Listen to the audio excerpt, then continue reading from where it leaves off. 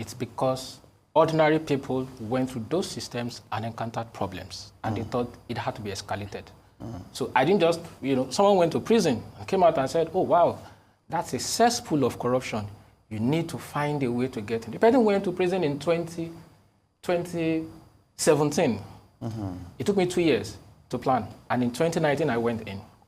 Now, I spent 5 nights in the police cell. All they wanted to do was collect bribes to free me. Because I didn't pay bribes. This is from your own personal experience? From my personal, we got someone to arrange that. I bought a car, a vehicle. I paid, out of 2.8, I paid 500, and I didn't want to pay the rest. Okay, that's the claim that was taken to the police, okay. And then they picked me up and changed the charge to stealing and hijacking of SUV.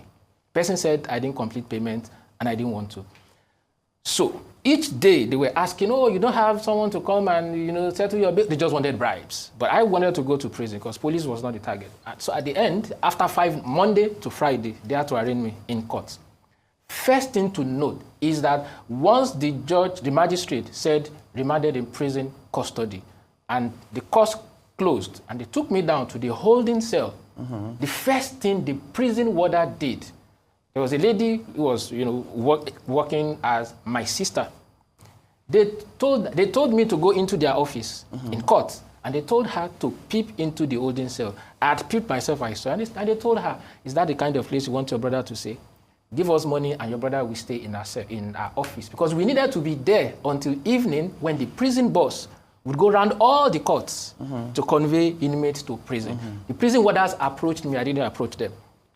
And then, there was a negotiation, and then she settled for 5,000 naira. 5,000 naira? Oh, yes. It's on tape. I want him to produce the videos the prison service seized from me in 2019. Because when you say some allegations are unsubstantiated, the ones that are substantiated, that were taped, that the prison service seized from me, produce them. Wow. Oh, yes. Not only that, then they came and then they said, oh, in prison, if you have money, you will never suffer.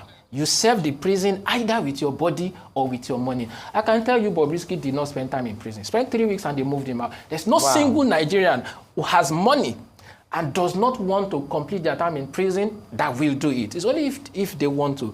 From there, they told me I could get a decent place to stay in prison for 50,000, for 100,000, for 150. Even said 1 million. This was in 2019. 1 million. So how much are they supposed to be charging you per day for this supposed?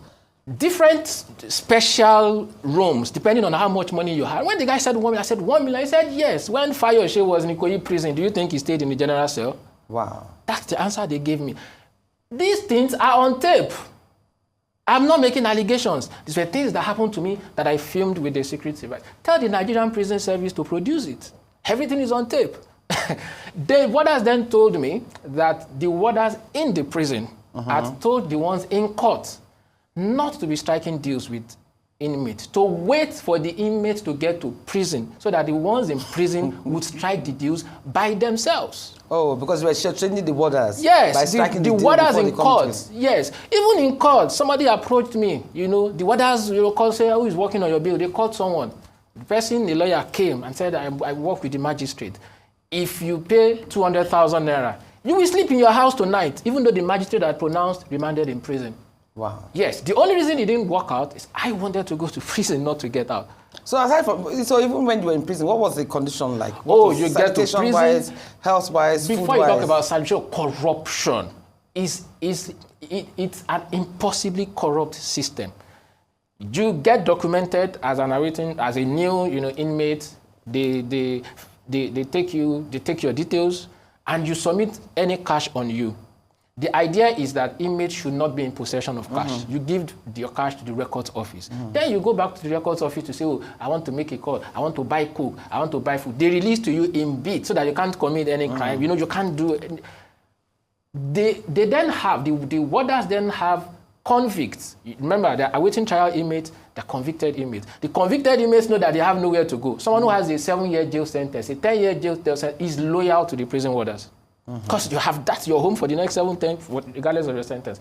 Those ones then come to you, being documented, say, out of your money, you will remove 1,000 naira to the woman at the records office, doing the documentation. And we're many.